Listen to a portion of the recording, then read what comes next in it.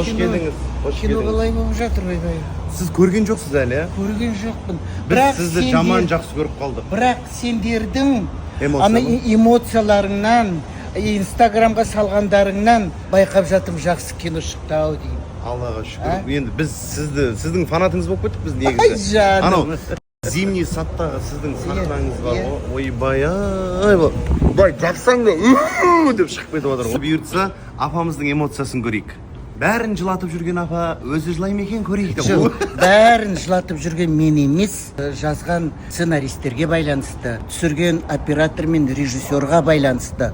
Продюсер Елдостың бізге жасаған артистерге жағдайын жасаса, комфорт бәрі болса, ол деген жалғыз мен артистердің емес, мынау кулисаның сыртында жүрген жігіттердің, қыздардың еңбегінің арқасында деп ойлаймын. О, Моля, бери деп па. Не отыр, не отыр. Екеуі. Мен тағы да съемкаға кетіп бара жатырмын. И представьте, опять жігітпен түсірейін деп жатырмын. И тағы да шығасың шығарсыздар. Мама, Айнұр, мынау менің махаббатым деп каждый өткен столб, каждый ағаш бұтақты маған мен өмірлік жарым ретінде приплетать етудің қажеті жоқ. И менің тілімді қышытпай, дос дедім ба, таныс дедім ба, сол таныс дос ретінде қалсын. Каждый бір бетімен шүкіріп қалған, бетімен қарап қалған, ұшып өтіп баратқан адамдардың барлығы «Өй, тен емес, пірвәл емес» деп маған керек емес. Всем привет. Ағатын не деп аңырап отыр демеңіздер. Жаңа Димаштың концертін көрдім да. И понимаю, что мне так хочется петь, проявляться. Өнер адамдармен түсіну керек.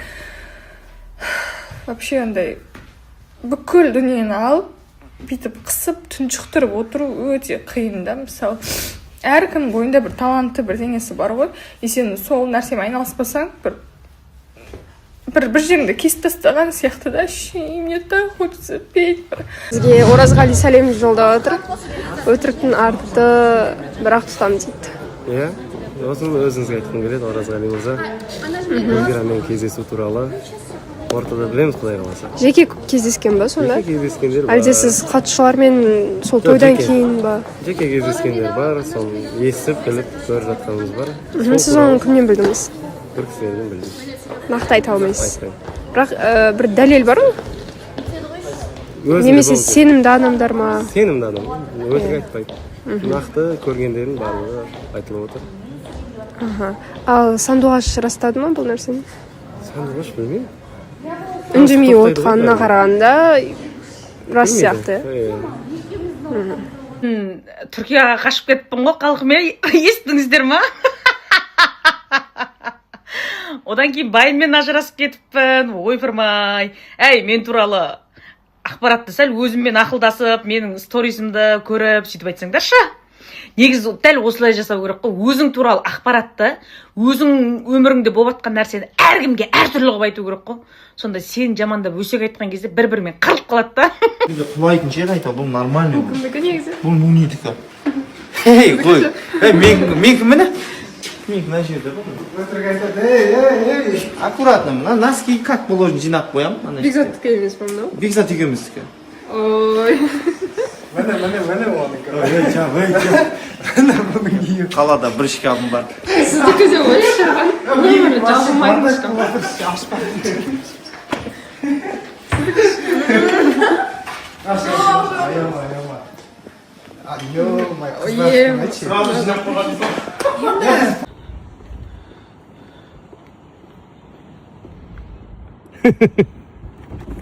В общем, достар, баршаңызға қайырлы кеш, қалдарыңыз қалай?